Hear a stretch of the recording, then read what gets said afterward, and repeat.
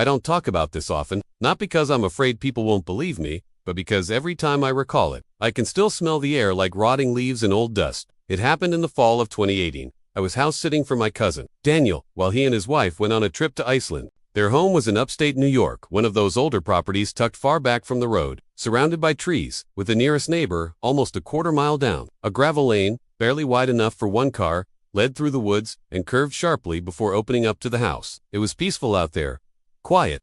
Too quiet, if I'm being honest. The kind of quiet that makes you notice how loud your own breathing is. No hum of traffic, no distant voices, just wind through brittle branches and the occasional snapping of a twig somewhere out in the dark. The first few nights were uneventful. I fed their cat, made coffee in the mornings, and spent most of the time working on my laptop at their kitchen table. But on the third night, just past 1 a.m., I noticed something strange. From the upstairs bedroom window, I could see a light just barely flickering at the very end of the gravel lane, where the trees start. It looked like headlights, except they weren't moving. Just pulsing. Like someone idling, they're hidden behind the bend. I figured someone had pulled off the main road and gotten lost. The woods could be disorienting, especially at night. But when I went downstairs and stepped out onto the porch, there was nothing. The light was gone, and the woods were quiet again. The next night, it happened again. Same time, 1:03 a.m. A dim light at the bend, flickering behind the trees. This time, I didn't go outside, I just watched from behind the curtain. After a minute, the light started to slowly fade, like someone turning down a dimmer switch, until it was swallowed by the dark. I started locking every window after that.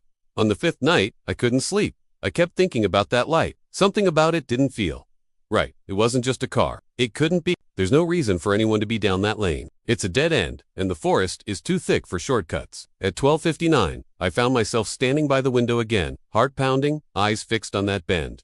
At 1:03, the light returned, but this time, it was closer. It had moved maybe 10, 20 feet down the lane. Still pulsing, still silent. I couldn't see any shape, no vehicle, no flashlight beam, just light, suspended in the trees. Like it knew I was watching. I stepped away from the window, but something told me it was too late for that. That night, the cat wouldn't come out from under the couch. I stopped sleeping after that. Every night, the light would appear, closer, always at 1:03.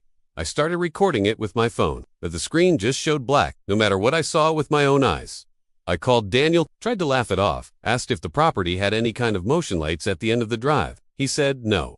In fact, he sounded confused, said the old owner had cut the power lines down there years ago. Said something about a shed that used to be in the woods, but had burned down before they bought the place. I started to feel watched.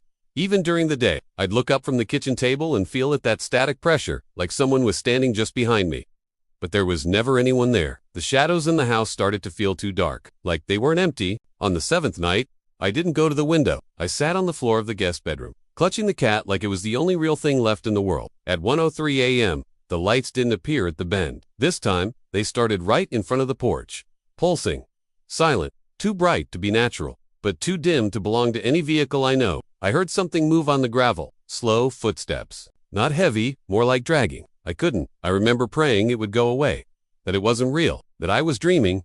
But it knocked, once, twice, then silence. Not on the door, on the wall, higher than any human could reach from the porch. When morning came, everything looked normal, but there were two long soot-colored smudges on the wood outside, about 9 feet off the ground, like something had braced itself there. I left that day, called Daniel, and told him I was sick. I haven't been back since. But sometimes, when I'm driving alone late at night, especially through wooded areas, I see a pulsing light at the edge of the trees, never bright enough to make out what's behind it. Just waiting. Every time. It's exactly 1:03 a.m. I never stop, and I never look directly at it.